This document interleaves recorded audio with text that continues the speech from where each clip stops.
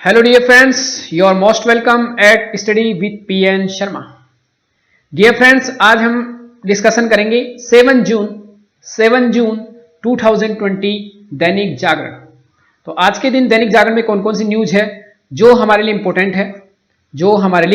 Important है लेकिन अगर देखें हम वर्ल्ड में जो टोटल एक्टिव केस अभी हैं वो है लगभग 31 लाख, जिसमें से 33 लाख केसेस सही हो गए हैं, वो लोग सही हो गए हैं। इंडिया की अगर बात करें तो अभी एक्टिव जो केस है इंडिया में वो है 1,19,000 और उसमें से जो बाकी जो स्वस्थ हो गए हैं लोग 1,17,000, मीन्स टोटल जो दोनों मिलाकर लगभग 2,40,000 केसेज आए थे इंडिया में। उसमें महाराष्ट्र में नंबर 1 लगभग 80,000 केसेज हो गए हैं। सेकेंड नंबर पर है दिल्ली, थर्ड नंबर पर है तमिलनाडु एंड गुजरात। तो ये सभी केसेस थे। हमारे लिए जो इंपॉर्टेंट न्यूज है यूपीएससी एंड स्टेट पीसीएस के पॉइंट ऑफ व्यू से वो है एलएसी पर जो लाइन ऑफ एक्चुअल कंट्रोल है उस पर पहले जैसी स्थिति कायम करके रखे चीन। तो ये हम देखेंगे यहाँ पर कौन कौन से जो मेन इंपॉर्टेंट बातें हमारे लिए वो क्या क्या है कि इंडिया ने कहा है कि सीमा पर अगर गतिरोध खत्म करना है तो उसके लिए दोनों देशों के बीच क्या होना चाहिए, आगे भी जारी रहेगा वार्ताएं का दौर। तो एक तरह से चाइना ने स्टार्ट कर दिया है वार्ताएं, अब ये लगातार चलती रहेगी। अब इसमें हमने क्या क्या कहा है कि जो लाइन ऑफ एक्चुअल कंट्रोल वहां पर अतिक्रमण किया था चाइनीज आर्मी ने, उसके बारे में देखेंगे। यहां पर कहां पर प्रॉब्लम हुई थी, पेंगोंग तसो जो लेक है वहां पर, गोलान घाटी है वहां पर चाइनीज सैनिक इंडिया की जो बाउंड्री है उसमें एंटर कर गए थे। तो इसके बारे में हम पूरा पढ़ेंगे। हमारे लिए जो इंपॉर्टेंट न्यूज है फर्स्ट नंबर पेज पर वो क्या है, एलएसी पर भारत पहले जैसी स्थिति कायम करे चीन। तो ये हमारे लिए केवल एक न्यूज है पेज नंबर फर्स्ट पर जिसका हम अच्छे से डिस्कशन करेंगे। उसके अलावा हमारे लिए पढ़ने की यहाँ इंपॉर्टेंट जरूरत नहीं है, बस इतना सा थोड़ा सा याद रखना कि भारतीय जो टेलीकॉम कंपनियां हैं उनमें काफी मात्रा में बाहर से क्या हो रहा है, निवेश। तो एक हम देखेंगे निवेश क्या होता है, ये क्या होता है निवेश मीन्स इन्वेस्टमेंट क्या होता है, इसके बारे में थोड़ा देखेंगे। तो फर्स्ट नंबर पेज पर हमारे 2 पॉइंट हो गए। फर्स्ट हमारे लिए LAC line of actual control और दूसरा हमारे लिए जो है इन्वेस्टमेंट। इन दोनों टॉपिक्स का हम अच्छे से डिस्कशन करेंगे। सेकंड नंबर जो पेज है वो हमारे लिए किसी काम का नहीं है तो नो नीड, इसका हम डिस्कशन नहीं करेंगे। थर्ड नंबर पेज है वहां पर भी हमारे लिए कोई काम का न्यूज नहीं है यूपीएससी एंड स्टेट पीसीएस के पॉइंट ऑफ व्यू से। यहां पर आज ऐसी कोई न्यूज नहीं है ये राजनीति संबंधित जिसका हम डिस्कशन करें, तो ये हमारे लिए पढ़ने की जरूरत नहीं है, इसको छोड़ सकते हैं। डायरेक्ट नहीं पढ़ने, जो अननेसेसरी हम अपना टाइम वेस्टेज ना करें, अननेसेसरी हम हमारा टाइम वेस्टेज ना करें। केवल यहां से इतना सा ले सकते हैं कि निर्वाचन आयोग और बिहार चुनाव की बात है तो एक थर्ड टॉपिक हमारा हो जाएगा निर्वाचन आयोग। तो ये 3 टॉपिक हैं। पेज नंबर 4 हमारे लिए किसी काम का नहीं है, कोरोना की चुनौती। तो ये सब सिंपल बातें लिखी हुई है, हमको इन पर ज्यादा ध्यान नहीं देना है। अगर यहां पर देखें थोड़ा सा तो देखो महाराष्ट्र नंबर 1 पर है, कितने संक्रमित हैं 82,000। तमिलनाडु सेकंड पर है 30,000 और दिल्ली आ गया थर्ड पर कितने 27,000 एंड गुजरात है 4th नंबर पर 19,000, राजस्थान 10,000 के साथ 5 नंबर पर है। तो ये सभी इंपॉर्टेंट है जो थोड़ा सा आपको याद रखना है कि केसेज कहां पर कितने हैं, बस उससे अलावा ज्यादा हमको याद नहीं रखना है। आगे जो पेज नंबर 5 है उससे रिलेटेड हमको कुछ नहीं पढ़ना है, नो नीड। केवल इतना सा याद रखना है कि आयुष्मान भारत पेज नंबर 5 की हमको क्या पढ़ना है, आयुष्मान भारत, इसका हम डिस्कशन करेंगे अच्छे से पेज नंबर 5 पर आयुष्मान भारत। और पेज नंबर 6 पर हमारे लिए किसी टाइप की न्यूज नहीं है, इसको पढ़ने की जरूरत नहीं है, नेशनल न्यूज है तो नो नीड। हाँ सॉरी, यहां पर पेज नंबर 6 पर हम देखेंगे भारत और चाइना तो कूटनीतिक चैनल खुला रखेंगे। तो इसके बारे में हम देखेंगे कि क्या क्या इन्होंने कहा है, ये भी हमारे लिए इंपॉर्टेंट हो जाता है। बाकी कोई न्यूज नहीं है जिसको हम पढ़ें। अब हम चलते हैं पेज नंबर 7। पेज नंबर 7 से पहले अब जो हमारे टोटल पेज हो गए हैं पेज नंबर 6 तक। तो 6 तक हमने क्या क्या न्यूज की है उसको हम अलग टाइप से नोट्स बनाकर आज डिस्कशन करेंगे। तो डियर फ्रेंड्स हम स्टार्ट करेंगे नोट्स बनाकर। तो यहां देखते हैं हम कैसे पढ़ेंगे। देखिए जो पेज नंबर हमारा फर्स्ट था वहां पर हमने न्यूज देखी थी। पेज नंबर फर्स्ट देखो, कुछ नए मेथड्स मैं अपना रहा हूं। जनरली जब मैं पहले जो मेथड्स अपनाता था उसमें क्या करता था, हम नोट्स मेकिंग जो कर सकते थे, जो नोट्स मेकिंग कर सकते हैं न्यूज़पेपर को लेके, वो नहीं कर सकते थे। लेकिन ये जो मेथड है इससे हम नोट्स मेकिंग कर सकते हैं। डेली आपका दैनिक जागरण का, तो ये मेथड थोड़ा सा मुझे क्या लगता है सुटेबल। तो इसीलिए इसमें आप सीख भी ज्यादा पाओगे, वहां पर उतने अच्छे से सीख नहीं पाते थे। अब यहां पर देखो हमारे लिए पहली जो न्यूज है, फर्स्ट न्यूज आप डिस्कशन करेंगे हम, वो है इंडिया एंड चाइना के बीच में जो स्टैंड ऑफ चल रहा है, मीन जो गतिरोध चल रहा है सीमा को लेकर, वो किस किस जगह है वो हम देखेंगे। फर्स्ट हमारे लिए न्यूज आज ये है। सेकंड जो न्यूज है हमारे लिए वो निवेश इन्वेस्टमेंट क्या होता है वो हम देखेंगे। Third number news China and India के बीच में ही था, उसको बारे में भी हम डिस्कशन करेंगे। एक जो है हमारे लिए न्यूज वो है चुनाव आयोग, एंड फोर्थ जो है वो हमने देखा कि आयुष्मान भारत, आयुष्मान भारत इसके बारे में भी WHO ने कुछ कहा है। तो ये तीन चारों न्यूज हैं जो हम डिस्कशन करेंगे। तो इसमें फर्स्ट स्टार्ट करते हैं हम, चुनाव आयोग आप याद रखना, आयुष्मान भारत क्या होता है इसके बारे में अच्छे से डिस्कशन करेंगे। तो अगर हम यहां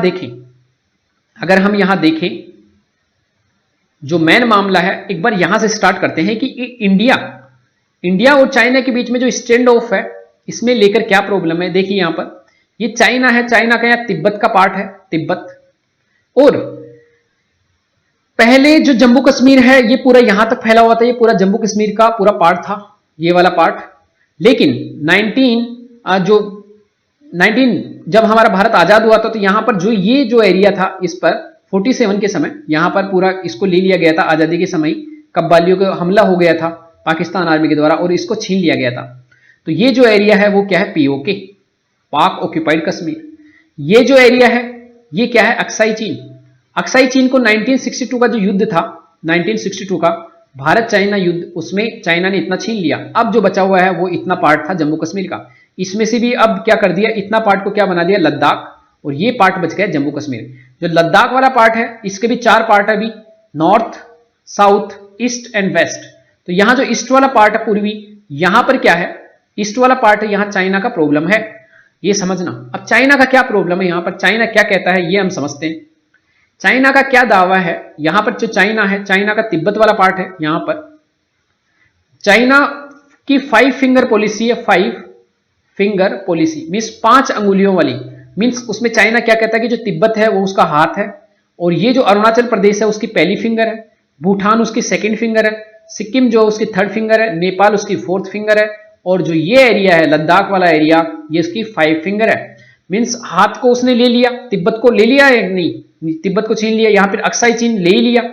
यहां पर अरुणाचल प्रदेश पर अपना दावा बताता है, भूटान में जो डोकलाम है वहां पर भी अपना दावा बताता है, तो वो भी एरिया कभी छीन सकता है। सिक्किम पर भी अभी जो सिक्किम वाला एरिया हमारा, वहां पर जो नाकुला रीजन है, कौन सा रीजन, नाकुला रीजन, वहां पर भी क्या चल रहा है, स्टैंड ऑफ। स्टैंड ऑफ का मतलब क्या होता है, पहले तो ये पता होना चाहिए कि यहां पर लाइन है, line of actual control, means Bharat, India और चाइना के बीच में अगर सीमा है तो चाइनीज सैनिक क्या किए हैं, चाइनीज सैनिक इस LAC को पार कर यहां पर अपना डेरा डाल लिए हैं, इसी को क्या बोलते हैं, स्टैंड। और भारत की सेना भी इनको प्रतिरोध करने के लिए अपना डेरा यहां पर डाल दिया। तो दोनों सैनिक जब आमने सामने रहते हैं, लड़ाई नहीं होती, लेकिन आपस में आमने सामने रहकर कई दिनों तक गुजार देते हैं कि कौन पहले अटेगा, हम तो यहीं डेरा जमा कर रखेंगे, ये क्या है, स्टैंड ऑफ।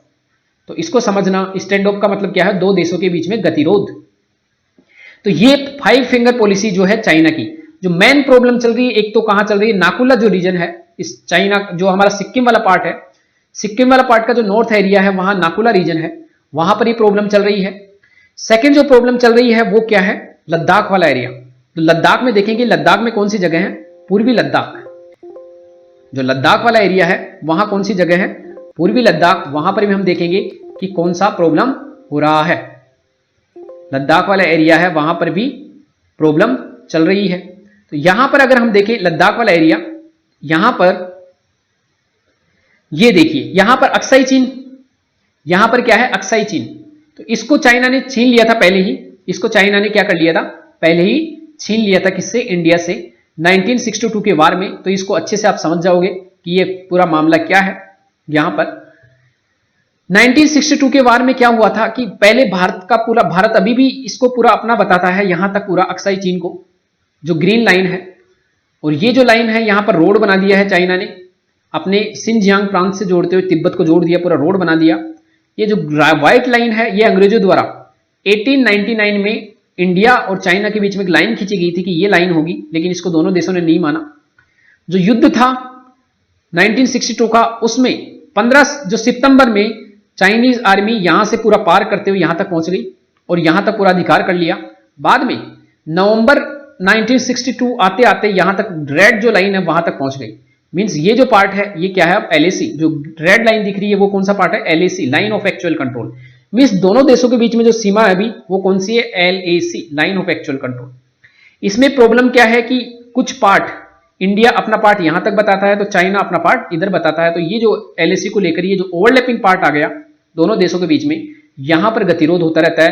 क्योंकि पेट्रोलिंग जब होती है, पेट्रोलिंग में मतलब निगरानी, आर्मी जब सेना निगरानी करती है अपनी सीमा की, तो उस समय पेट्रोलिंग करते करते चाइनीज सैनिक आगे आ जाते हैं, अब जो इंडियन सैनिक भी आगे आ जाते हैं, तो ओवरलैपिंग पार्ट में प्रॉब्लम चल रही है। और अब तो ज्यादा गजब हो गया कि जो चाइना की आर्मी है वो एलएसी को पार करके ही पूरी इंडियन टेरिटरी है वहां तक घुस गई है और उन्होंने टेंट लगा लिए हैं, कई बार झड़प हो गई है तो दोनों देशों के बीच में, तो ये पूरा प्रॉब्लम है।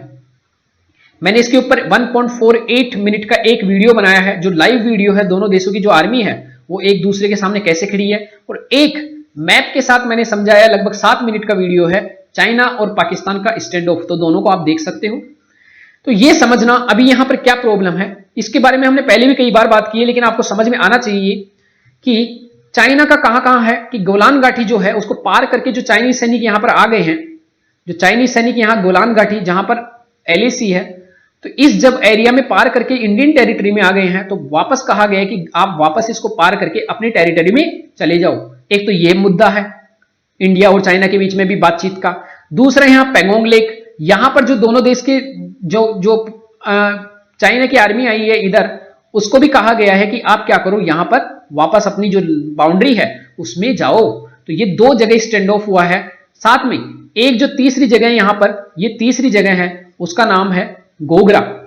गोगरा जो रीजन है वहां पर भी क्या हुआ है, दोनों देशों के बीच में स्टैंड ऑफ चल रहा है, वहां पर भी ऐसा कहा है कि आप अपनी बाउंड्री में जाओ।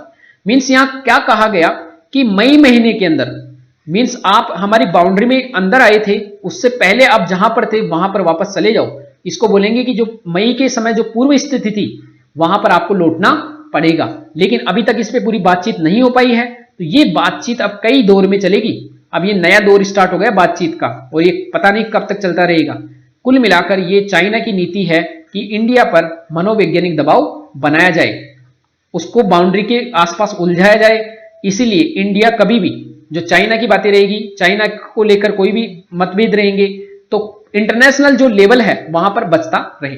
हमको यहां पर क्या पॉइंट्स याद रखने हैं, हमको क्या पॉइंट्स याद रखने हैं कि इंडिया को क्या करना चाहिए, इंडिया को क्या करना चाहिए कि जो बाहर के जो देश हैं, मीन्स लाइक यूएसए है, ऑस्ट्रेलिया है, उसके बाद जापान है, साउथ कोरिया है, और अगर बात करें ताइवान है, इन सभी देशों के साथ, अपने खुद के पड़ोसी देश हैं, उनके साथ अपने संबंधों को क्या करना चाहिए, मजबूत करना चाहिए। साथ में जितने भी वर्ल्ड ऑर्गेनाइजेशन है उनमें अमेरिका जो चाइना है उसके ऊपर कहीं ना कहीं उन लोगों से अच्छा कोऑपरेशन करके प्रेशर डालना चाहिए। साथ में जो नीति है इंडिया की, उसमें तिब्बत को लेकर जो नीति है, साथ में हांगकांग को लेकर और हमारा जो ताइवान है, इन सभी को लेकर एक स्पष्ट नीति होनी चाहिए और चाइना के ऊपर दबाव डाला जाना चाहिए। साथ में जैसे वुहान समिट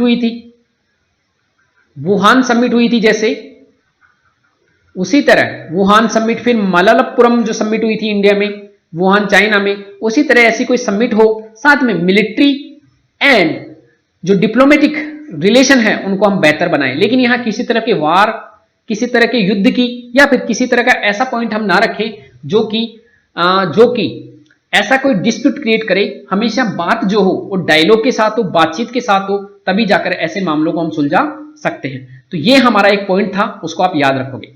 सेकंड जो हम न्यूज लेंगे, ये इंडिया एंड चाइना के बीच में हमने डिस्कशन किया। सेकंड जो न्यूज है वो है इन्वेस्टमेंट। मैं आपको समझाना चाहता हूं कि इन्वेस्टमेंट का मतलब क्या होता है। देखिए डियर फ्रेंड्स, दो टाइप होता है। अगर कोई व्यक्ति है, अगर ये इसका नाम है मान लो श्याम के हाथ में अभी 1000 रुपए है, 1000, या मान लीजिए 1000 कम है तो इसके मान लेते हैं इसके पास 10 लाख रुपीज है। अभी श्याम का मन हुआ कि मुझे एक 4 व्हीलर गाड़ी खरीदनी है, ठीक है। इसका एक इच्छा हुई कि मुझे एक 4 व्हीलर गाड़ी खरीदनी है। इस 4 व्हीलर गाड़ी को, ये लग तो बस रही है लेकिन हम इसको कार समझेंगे। ये क्या है? कार, मतलब विदेशी कार है, फॉरेनर। तो इसको क्या सोचा इसने कि मैं एक 4 व्हीलर गाड़ी लूंगा 10 लाख रुपए की। इसको दो पर्पज से काम ले सकता है। एक, अपनी जो फैमिली है उसको घुमाने के लिए इसको यूज करे और फैमिली घूम के आए और वापस घर पे लाकर खड़ा कर दे। दूसरा, इसने सोचा कि जो उबर है या ओला है या टैक्सी के रूप में मैं इस गाड़ी को यूज करूं ताकि मुझे पैसा मिले, हर मंथ डेली पैसा आए। तो ये क्या है, उसके लिए उत्पादन करेगी। अगर ऐसे पैसे इस पर्पज के लिए लेगा वो, तो ये उत्पादन करेगी। अगर इस पर्पज के लिए लेगा तो ये क्या है, कोई उत्पादन नहीं करेगी। मींस अगर श्याम इन 10 लाख रुपए को खर्च कर रहा है अपने फैमिली के लिए डायरेक्टली, मींस खाया पिया पचाया, तो ये क्या है, कंजप्शन। कंजम्पशन मींस उपभोग। क्या है? उपभोग। उपभोग। और अगर ये किसी उत्पादन के लिए कोई कार्य करता है, उत्पादन के लिए खर्च करता है, तो वो क्या है, इन्वेस्टमेंट। क्या है? इन्वेस्टमेंट। तो सोचिए, अगर गवर्नमेंट इन्वेस्टमेंट पे खर्च अच्छा करती है, अगर गवर्नमेंट क्या करती है, गवर्नमेंट लोगों को हाथ में डायरेक्टली पैसा दे देती है, गवर्नमेंट पेंशन के रूप में पैसे दे देती है, सैलरी के रूप में जो पैसे देती है, या फिर जितना भी प्रधानमंत्री जनधन योजना के तहत पैसे देती है, ये सभी क्या है, कंजप्शन। मींस गवर्नमेंट का यहां पर कोई फायदा नहीं हो रहा है।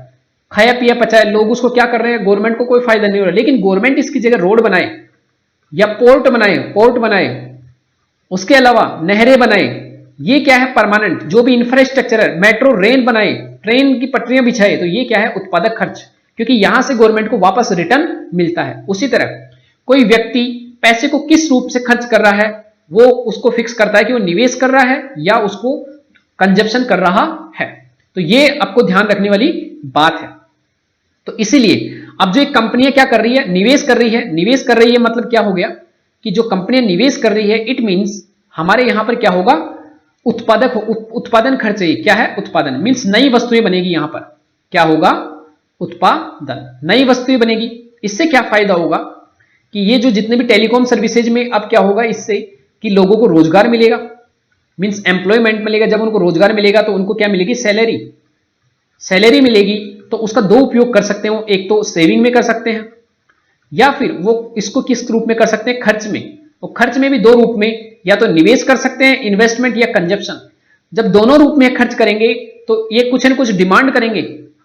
अरे आप निवेश कर रहे हो, मान लो म्यूचुअल फंड में, तो कहीं ना कहीं आप डिमांड तो कर रहे हो, कंजप्शन कर रहे हो, तो कोई वस्तु खरीद रहे हो। इससे क्या होगा, खर्चा आएगा और डिमांड बढ़ेगी वस्तु सेवाओं की। तो जब डिमांड बढ़ेगी तो क्या होगा, देश में उत्पादन होगा इन वस्तुओं का, और उत्पादन होगा तो उत्पादन करने के लिए रोजगार चाहिए, तो लोगों को रोजगार भी मिलेगा, और फिर रोजगार मिलेगा तो उनके पास भी हाथों में पैसे आएंगे, फिर वो डिमांड जनरेट करेंगे। कुल मिलाकर पूरे जीडीपी में क्या होगा, वस्तु और सेवाएं जो है, वस्तु और सेवाएं हैं, उनका उत्पादन होगा। और इस तरीके से हमारा जो जीडीपी है देश का, जो हमारा देश का जीडीपी है, वो क्या होगा, इंक्रीज होगा। हमारे देश का जीडीपी इंक्रीज होगा। तो ये समझना क्यों निवेश इंपॉर्टेंट है। जो नेक्स्ट हमारे लिए है वो क्या है, यहां पर चुनाव आयोग और आयुष्मान भारत। चुनाव आयोग इतना सा याद रखना, चुनाव आयोग के बारे में आपको क्या क्या बातें याद रखनी कि पहले तो सबसे पहले ये जो है एक संवैधानिक निकाय है। क्या है, संवैधानिक निकाय means constitutional body, constitutional body means संवैधानिक निकाय किसे कहते हैं, दो तरीके से जब बने, या तो संविधान बनते समय वो बन गए थे, या फिर उन्हें संविधान संशोधन के द्वारा बनाया जाए, मींस कॉन्स्टिट्यूशनल अमेंडमेंट एक्ट के द्वारा इन्हें बनाया जाए। मींस संविधान में संशोधन करके अगर किसी संस्था को बनाया जाता है, या संविधान बनते समय कोई संस्था बन गई है, तो उसे क्या बोलते हैं हम, संवैधानिक संस्था। और एक होती है सांविधिक, एक होती है सांविधिक संस्था, सांविधिक संस्था means statutory body, statutory body. ये क्या होती है, जब इसको सामान्य अधिनियम के द्वारा बनाया जाए, जब इसे किसी सामान्य अधिनियम के द्वारा बनाया जाए, ये पूरा याद रखना, ये क्या है, सांविधिक। जब इसे किसी एक्ट के द्वारा बनाया जाए, सामान्य एक्ट के द्वारा, तो ये क्या होगी, एक सांविधिक संस्था। जैसे एग्जाम्पल के लिए अगर हम ले, तो जैसे सेंट्रल पोल्यूशन कंट्रोल बोर्ड, ये क्या है, एक सांविधिक। एनजीटी, इनको एक्ट के द्वारा बनाया गया है, इन्हें किसी संविधान संशोधन के द्वारा नहीं बनाया गया। जैसे जीएसटी काउंसिल, जीएसटी काउंसिल क्या है, एक संवैधानिक संस्था, क्योंकि इसको संविधान में संशोधन करके बनाया गया है जीएसटी को। तो ये क्या है, जीएसटी काउंसिल क्या हो गई, जो हमारी जीएसटी परिषद है वो क्या है, संवैधानिक संस्था। उसी तरह हमारा जो चुनाव आयोग है, जो हमारा इलेक्शन कमीशन ऑफ इंडिया, वो क्या है, एक संवैधानिक निकाय। साथ में इसमें 3 मेंबर होते हैं, 3 मेंबर। एक चीफ जो इलेक्शन कमिश्नर है वो होता है chief election commissioner of India, और कुछ होते हैं इलेक्शन कमिश्नर। ये 2 होते हैं और ये 1 होता है, लेकिन याद रखना इनका जो पावर है वो पावर तीनों का बराबर होता है, और जो भी निर्णय होते हैं, निर्णय जो होते हैं वो बहुमत के आधार पर होते हैं। इसका जो मेन काम है इलेक्शन कमीशन ऑफ इंडिया का, वो क्या है, किस किस का चुनाव करवाता है election commission of India. Election commission of India ये आप लक्ष्मीकांत में पढ़ोगे, ये 4 जगह इलेक्शन करवाता है। एक प्रेसिडेंट मिस राष्ट्रपति का, एक वाइस प्रेसिडेंट मिस उपराष्ट्रपति का, एक ये पार्लियामेंट जिसमें राज्यसभा हो सकती है और लोकसभा हो सकती है दोनों, और राज्यों में जो विधानमंडल है, राज्यों में विधानमंडल है उनका, उसमें आपकी विधानसभा हो सकती है या फिर राज्य विधान परिषद हो सकती है, राज्य विधान परिषद। तो यहां पर लेजिस्लेटिव जो स्टेट लेजिस्लेचर है वहां उनमें स्टेट लेजिस्लेटिव काउंसिल उनका भी हो सकता है, state legislature assembly, Lok Sabha, Rajya Sabha, vice president, president, इन सभी का चुनाव करवाती है। लेकिन याद रखना कि जो इलेक्शन कमीशन ऑफ इंडिया है वो किसके चुनाव नहीं करवाती है, जो पंचायत है और जो नगर पालिका उनके चुनाव नहीं करवाती है। इनके लिए अलग से हर राज्य में एक राज्य निर्वाचन आयोग होता है, मींस स्टेट इलेक्शन कमिश्नर अलग से होता है, वो इसके चुनाव करवाता है। तो कंफ्यूजन नहीं होना है, दैट्स वेरी इंपॉर्टेंट, यूपीएससी में एक बार डायरेक्टली पूछा जा चुका है। अब हम नेक्स्ट देखते हैं, हमारा नेक्स्ट जो टॉपिक था वो क्या था, आयुष्मान भारत। आयुष्मान भारत जो था उसको गवर्नमेंट ऑफ इंडिया के द्वारा 2018 में लेकर आई, और जो झारखंड है रांची, वहां पर इसको स्टार्ट किया गया। तो झारखंड से इसको स्टार्ट किया गया गवर्नमेंट ऑफ इंडिया के द्वारा, प्रधानमंत्री जी के द्वारा। इसमें क्या है, दो कंपोनेंट है इसकी। एक है Ayushman Bharat health and wellness centre, एक है आयुष्मान भारत प्रधानमंत्री जन आरोग्य योजना। तो ये कंफ्यूज नहीं होना है, आयुष्मान भारत के 2 कंपोनेंट हैं, 2 भाग हैं। एक है Ayushman Bharat health and wellness centre, दूसरा है आयुष्मान भारत प्रधानमंत्री जन आरोग्य योजना। इसके तहत क्या किया जाएगा कि जो हमारे गांव हैं, जो हमारे विलेज है या हमारे जो तहसील है, इनमें आपने देखा होगा कि प्राइमरी हेल्थ केयर सेंटर रहते हैं, और स्पेशली जो हमारे गांव रहते हैं, गांव में प्राथमिक जो चिकित्सा केंद्र रहते हैं उनको हम बेहतर बनाएंगे, उनमें लाइट, उनमें डॉक्टर टाइम पर आए, और साथ में उनकी बिल्डिंग अच्छी हो, और 24 आवर्स हम ऐसी सुविधा दे सकें कि लोगों को जो एक बीमारी हो जाए, कोई भी बीमारी है, मान लो छोटा सा कोई बीमार हुआ है, आज ही इलनेस हो गया है, या फिर कोई छोटी मोटी जांच करवानी रहे ताकि बड़ी बीमारी से बची जा सके। जैसे कि अगर कोई गर्भवती महिला है तो शुरुआती जो जांच है वो यहां पर हॉस्पिटल में ही करवा सके, कौन सी जगह, प्राइमरी हेल्थ केयर में। तो ये जो शुरुआती जांच है उसके लिए बहुत इंपॉर्टेंट है, छोटी मोटी जो बीमारियां रहती है उनके लिए बहुत इंपॉर्टेंट है, ताकि बड़ी बीमारी होने से पहले ही उसकी जांच हो जाए, तो इनके लिए बहुत जरूरी है। दूसरा जो कंपोनेंट है प्रधानमंत्री जन आरोग्य योजना, इसमें क्या किया जाता है, गवर्नमेंट ऑफ इंडिया के द्वारा 5 लाख रुपए पर ईयर पर फैमिली दिया जा रहा है। तो समझना, और ये हर किसी के लिए नहीं है, ये केवल उन लोगों के लिए है जो 2011 की जो जनगणना थी उसके अनुसार गवर्नमेंट ने कुछ क्राइटेरिया सेलेक्ट किए हैं, कुछ शर्तें निर्धारित की है कि जो इसके अंतर्गत पुअर होंगे, जो ज्यादा गरीब होंगे 2011 की जनगणना के अनुसार, उन्हीं को इसका लाभ मिलेगा। और ऐसे लोगों को कहते हैं आयुष्मान भारत कार्ड धारक, उनको आधार कार्ड से जोड़ा गया है और इसके तहत पैसा दिया जाएगा, कितना, 5 लाख रुपए पर ईयर पर फैमिली को। तो वो कहीं पर भी इलाज करवा सकते हैं पूरे इंडिया में जाकर, और ये बहुत इंपॉर्टेंट एक स्कीम है आयुष्मान भारत। तो इसके बारे में आपने समझा, ये इस टाइप से हम नोट्स बनाकर पढ़ सकते हैं, जब भी कोई टॉपिक आए तो आप ऐसे नोट्स बना सकते हो। आगे हम इसमें जब देखते हैं, आगे हमारा जो टॉपिक है, कौन सा जो पेज देखें अगर, तो हमारा जो इंपॉर्टेंट है वो है यहां पर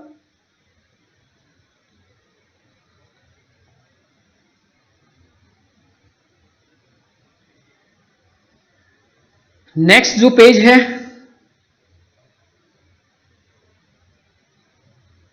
यस। नेक्स्ट जो पेज है पेज नंबर 7। पेज नंबर 7 पर आपको वैसे समझ में नहीं आएगा, लेकिन हम यहां से क्या क्या लेंगे, यहां से फिर समझना। यहां पर एक अर्थव्यवस्था, हमारी अर्थव्यवस्था जो है इकोनॉमी, वो बहुत बुरी कंडीशन में है। इकोनॉमी जो है बहुत बुरी कंडीशन में है, तो उस इकोनॉमी को बचाने के लिए हम क्या कर सकते हैं। सेकंड, यहां पर हमारे लिए जो इंपॉर्टेंट न्यूज रहेगी वो है एग्रीकल्चर। जो हमारी एग्रीकल्चर है उसके लिए हमें क्या क्या करना चाहिए। यहां पर जो लिखा हुआ है वो इतना इंपॉर्टेंट नहीं है, लेकिन हम देखेंगे कि जो हमारी एग्रीकल्चर है उसको हम कैसे अच्छा बना सकते हैं, ये हमारा इंपॉर्टेंट है। तो इन दोनों टॉपिक के बारे में हम डिस्कशन करेंगे कि कैसे हम हमारी एग्रीकल्चर जो है उसको बेहतर बना सकते हैं। आगे जब हम पेज नंबर 8 पर चलते हैं तो यहां देखेंगे कि अड़ंगेबाजी छोड़े राज्य सरकारें, इसको आप पढ़कर छोड़ सकते हो, इसको आप पढ़कर छोड़ सकते हो, मींस आपके ऊपर डिपेंड करता है कि सिंपल सा है, कोई दिक्कत नहीं इसमें। भरोसे के काबिल नहीं चीन, ऐसी बात नहीं है, ऐसी बात नहीं है। इस टाइप की लैंग्वेज हम यूपीएससी में और स्टेट पीसीएस में अगर अधिकारी हैं तो ऐसी लैंग्वेज हम कभी भी कहां नहीं लिख सकते। हम हमारे जो टॉपिक है, हमारा जब आंसर राइटिंग है उसमें हम ऐसी लैंग्वेज नहीं लिख सकते कि भरोसे के लायक। अरे भाई भरोसे के लायक नहीं है तो हम बातचीत क्यों कर रहे हैं, बातचीत तो उससे करेंगे ना जो भरोसे के लायक रहेगा। सो ये केवल पेपर की लैंग्वेज है, ये क्या है, केवल पेपर की लैंग्वेज है, तो इसके चक्कर में आप मत पढ़ना, ये थोड़ा सा समझदारी का काम करना। तो यहां पर आगे देखेंगे, यहां पर अगर हम देखें तो यहां से जो हम टॉपिक्स लेंगे वो क्या क्या है देखो। परमाणु आपूर्तिकर्ता समूह मिस एनएसजी, तो नेशनल सिक्योरिटी, जो नेशनल न्यूक्लियर सप्लायर्स ग्रुप है वो क्या होता है एनएसजी। यहां पर एनएसजी कमांडो नहीं है, ये एनएसजी एक ग्रुप है, तो इसके बारे में देखेंगे कि ये क्या है, ये क्या है। सेकंड जो हमारे यहां पर रहेगा जो इंपॉर्टेंट, मसूद अजहर वाला मामला, तो उसको तो क्या कर दिया गया है, अब अंतरराष्ट्रीय आतंकवादी घोषित कर दिया गया है। कौन कौन से मामले हैं उनको हम यहां देखेंगे।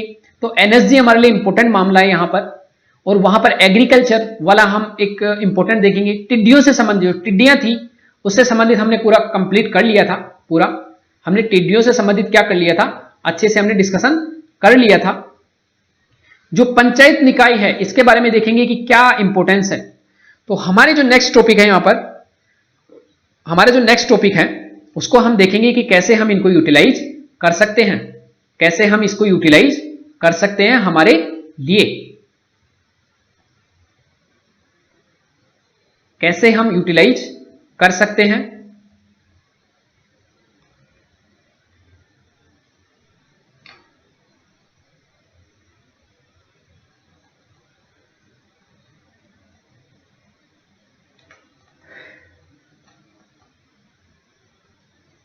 एक मिनट थोड़ा सा रुकना पड़ेगा माय डियर फ्रेंड्स।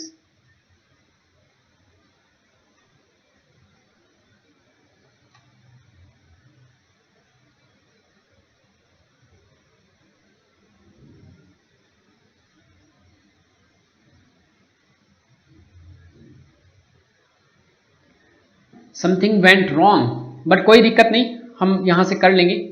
ओके ऊपर चला गया, ओके ओके यहां पर चला गया, वेरी नाइस। तो यहां से देखेंगे हमारा कौन कौन सा पार्ट था, यहां से हमने देखा हमारे लिए कौन कौन सी इंपॉर्टेंट न्यूज थी वो हम देख रहे हैं यहां पर। अगेन हमारे लिए जो इंपॉर्टेंट थी एक एनएसजी, एनएसजी के बारे में आपको जानना जरूरी है। धीरे धीरे बहुत अच्छा हो जाएगा ये सभी टेक्निक्स, डोंट वरी। देखो एक है क्या है NSG, nuclear suppliers group, NSG. तो एनएसजी क्या है, न्यूक्लियर सप्लायर्स ग्रुप। ये कुछ देशों का, जो लगभग 40 से ऊपर इसमें देश शामिल हैं, उनका एक ग्रुप है। ये किस लिए बनाया गया माय डियर फ्रेंड्स, कि कुछ देश क्या करते थे, कुछ देश क्या करते थे कि जो यूरेनियम है, यूरेनियम के साथ जो नाभिकीय जो टेक्नोलॉजी है, मींस जो न्यूक्लियर टेक्नोलॉजी है, उनको ले लेते थे और क्या करते थे, किस बहाने लेते थे कि हम एनर्जी जनरेट करेंगे, मींस हम क्या करेंगे, हम इलेक्ट्रिसिटी बनाएंगे, हम इलेक्ट्रिसिटी बनाएंगे। लेकिन उसका उपयोग कहां करते थे, उसका उपयोग वो करते थे किसमें, परमाणु बम बनाने में। जैसे इंडिया ने कर लिया था, तो इंडिया ने जैसे किया तो कई देशों ने क्या किया, फिर प्रतिबंध लगा दिए और ये कहा कि हम एक ऐसा ग्रुप बनाएं उसमें उन्हीं देशों को हम शामिल करें जो एनपीटी पर हस्ताक्षर किए हुए हैं, या फिर अगर एनपीटी पर हस्ताक्षर नहीं भी किए हैं तो कुछ ऐसी बातें माने जो कि अगर इस ग्रुप में शामिल होंगे तो वो नहीं करेंगे, मींस वो गलत तरीके से जो परमाणु हथियार हैं उनको डेवलप नहीं करेंगे।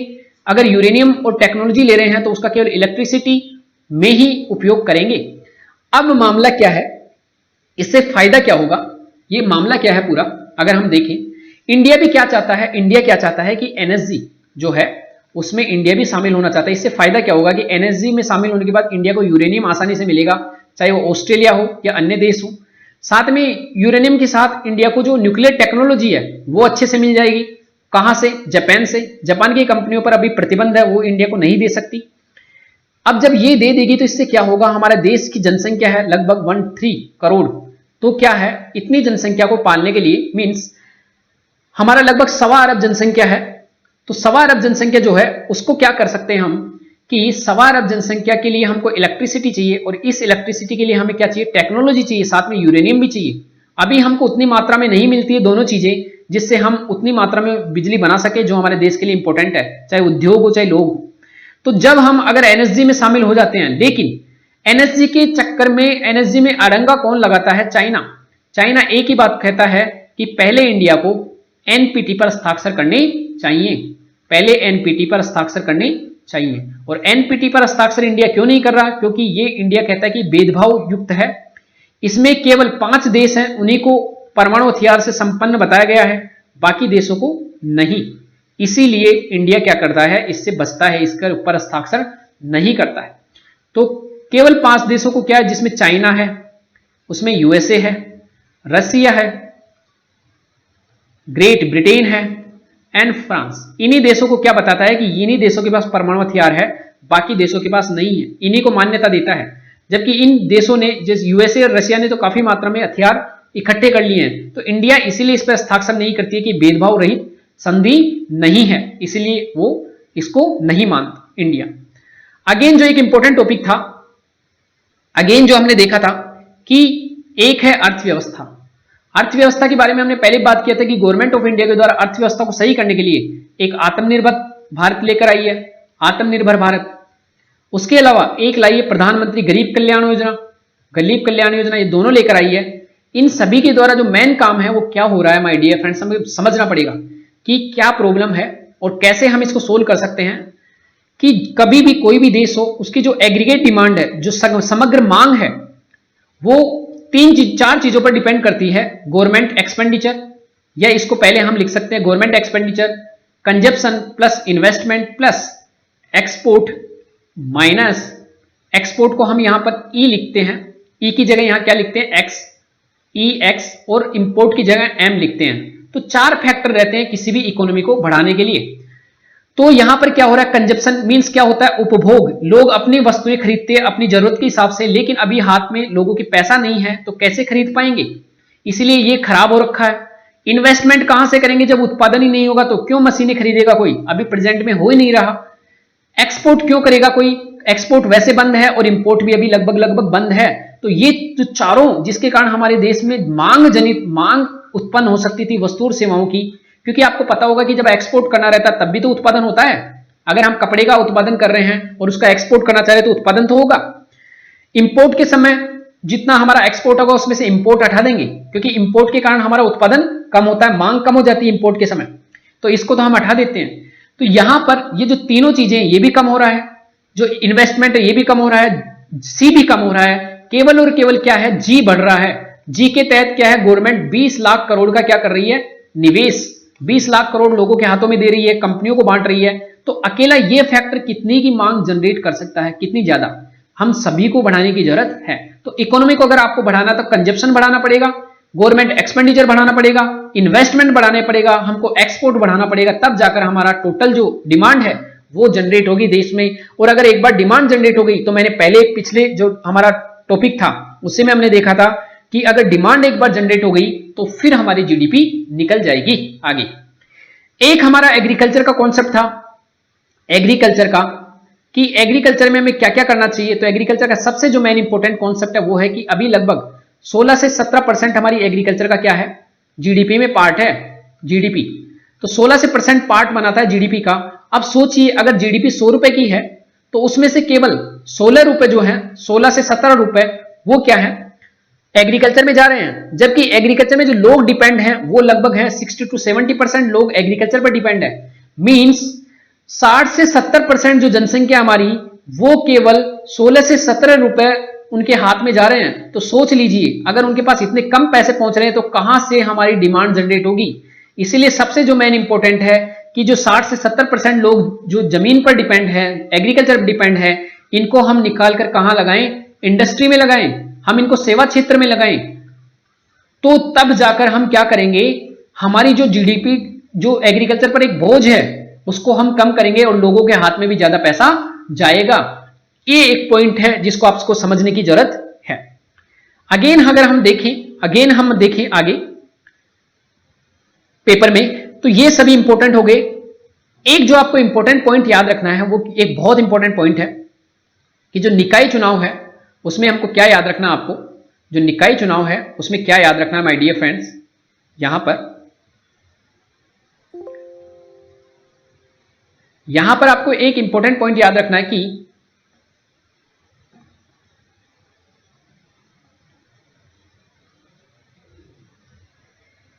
जो पंचायत है, जो 15वां वित्त आयोग है, अगर हम बात करें 15वां वित्त आयोग, फाइनेंस कमीशन क्या होता है पहले आपको यह पता होना चाहिए। जो वित्त आयोग है वो क्या होता है ये पता होना चाहिए आपको। जो वित्त आयोग है 15th फाइनेंस कमीशन, इसका काम क्या रहता है कि सेंट्रल जो गवर्नमेंट है, सेंट्रल गवर्नमेंट, उसके पास पैसा आता है, उसका खजाना है, उसके अंदर पैसा आता है टैक्स वैक्स इन सभी से, जीएसटी से। अब मान लीजिए यहां पर 100 रुपए आ गए इसके पास, तो इस 100 रुपए में से राज्यों को कितना जाएगा, स्टेट्स को कितना जाएगा, मींस स्टेट को सेंट्रल गवर्नमेंट कितना दे, इसको डिसीजन कौन लेता है, फाइनेंस कमीशन। तो अभी जो चल रहा है वो है 15वां वित्त आयोग, और इसकी जो सिफारिशें हैं वो कब से स्टार्ट हो गई है, 2020-21 से लेकर इसकी सिफारिशें चलेगी 2025-26 तक। मींस इतने साल तक इसकी सिफारिशों के अनुसार क्या होगा, पैसों का ट्रांसफर होगा। और इसने कहा है कि अगर सेंट्रल गवर्नमेंट के पास 100 रुपए आ रहे हैं तो उसमें से 41 रुपीज मींस 41% जो पैसा है वो कहां जाएगा, किसके पास जाएगा, राज्यों के पास। और आपको पता होना चाहिए एक इंपॉर्टेंट कॉन्सेप्ट, यहां मैं बता देता हूं, ये सभी ऐसे कॉन्सेप्ट है जो आपको जानने की जरूरत है। जो 15वां वित्त आयोग है, अब यहां समझना, जब भी आप पढ़ोगे तो आपको इंपॉर्टेंट होगा। साथ में 15वां जो वित्त आयोग है वो ये भी प्रिंसिपल बनाता है, ये भी बताता है कि जो अनुदान है मींस जो 41% है, उसके अलावा जो पैसा गवर्नमेंट, जो सेंट्रल गवर्नमेंट अपनी इच्छा से दे सकता है, वो अनुदान की राशि कितनी होगी और किस आधार पर दी जाएगी, और वो पंचायतों को और जो नगर पालिका उनको डायरेक्टली कैसे दिया जाएगा ताकि उनका विकास हो सके। कई बार क्या होता था, यहाँ सेंट्रल गवर्नमेंट है, यहाँ से स्टेट गवर्नमेंट है, यहां से पैसा जाता था किसके पास, पंचायतों के पास। तो जो स्टेट गवर्नमेंट है बीच में खा जाती थी, या खाती क्या थी, 4-5 महीने 1 साल लेट करती थी। अब क्या होता है, सेंट्रल गवर्नमेंट अनुदान की जो राशि है वो डायरेक्टली किसके पास पहुंचा देती है, यहां पर पंचायतों को, ताकि डायरेक्टली क्या होगा, बेनिफिट हो किसको, पंचायतों को। तो ये थोड़ा सा समझना।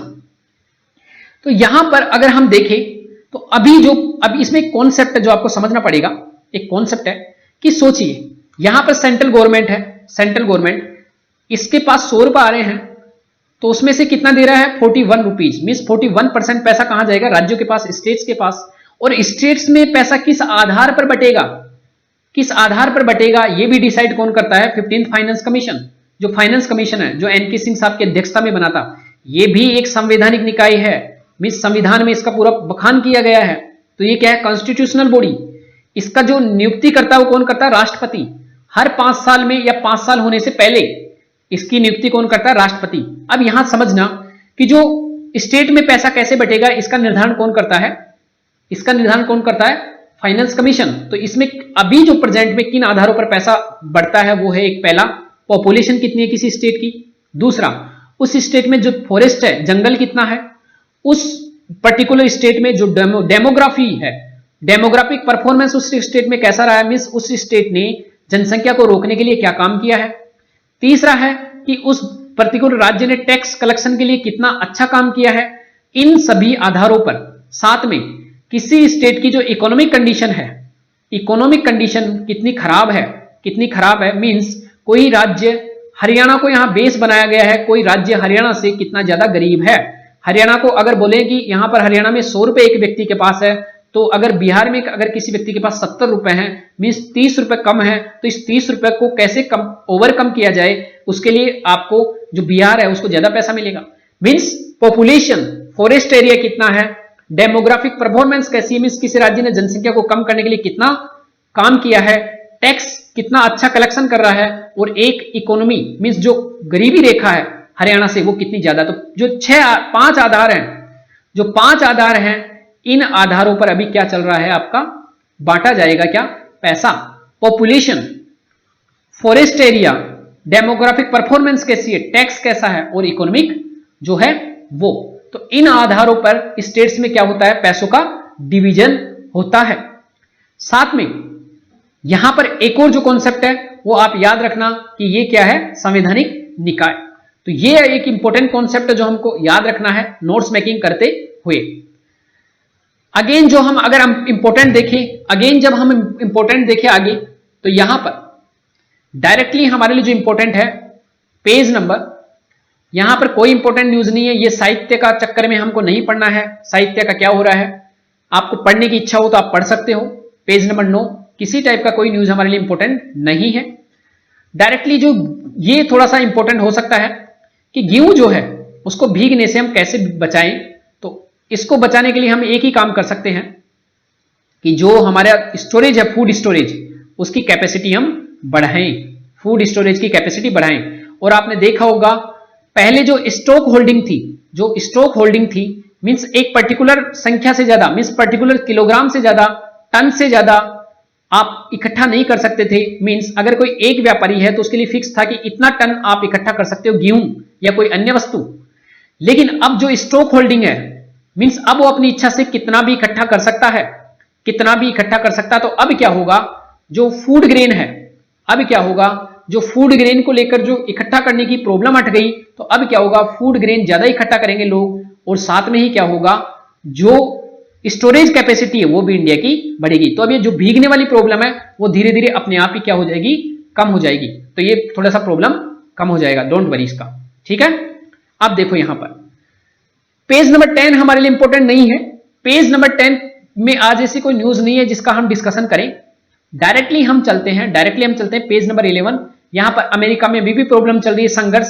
जो जॉर्ज फ्लॉयड था उसकी मृत्यु हो गई थी, जो वहां पर जो पुलिस के द्वारा हिरासत में, इसलिए एक नक्सलवादी आंदोलन, जो नस्लवाद के विरुद्ध आंदोलन चलाया गया अमेरिका में, जो अभी भी चल रहा है। जो हमारे लिए इंपॉर्टेंट है वो ये है कि फेसबुक ने जो घृणा फैलाते हैं, हेट फैलाते हैं, ऐसे अकाउंटों को क्या कर दिया, डिलीट। तो एक आप कभी भी यूपीएससी में या स्टेट पीसीएस में आप इसको यूटिलाइज कर सकते हो कि कैसे हम जो हेट है, हेट फैलाने वाले, और कैसे हम जो हमारे देश में फेक न्यूज है उनको हटाने के लिए क्या कर सकते हैं। तो उसमें एक ऑप्शन है, आप डायरेक्टली डिलीट कर सकते हो, और हम इसको कोटेशन में लिख सकते हैं एग्जांपल के लिए कि ऐसा किसने किया है, फेसबुक ने, इसलिए कभी प्रॉब्लम भी नहीं होगी। तो पेज नंबर 11 पे हमारे लिए जो इंपॉर्टेंट न्यूज थी केवल एक, उसके अलावा कोई न्यूज नहीं है। पेज नंबर 12 पर कोई न्यूज नहीं है। पेज नंबर 13 पर भी कोई न्यूज नहीं है। पेज नंबर 14 पर डायरेक्ट चलना है, और पेज नंबर 14 पर भी हमें क्या न्यूज याद रखनी है, ये हमारे लिए इंपॉर्टेंट है। ये हमारे लिए इंपॉर्टेंट है कि गांधी जी का पहला सविनय अवज्ञा जो था वो 1893 में हुआ था, जब वो कहां जा रहे थे, दक्षिण अफ्रीका। और कहां पर, जब प्रिटोरिया, डरबन से प्रिटोरिया जा रहे थे, तब टिकट के बदले उनको बाहर फेंक दिया था। उसी समय सविनय अवज्ञा। और ये जो 1893 का जो सन है वो इंडिया के लिए बहुत इंपॉर्टेंट है। पहला, गांधी जी कहां गए, दक्षिण अफ्रीका।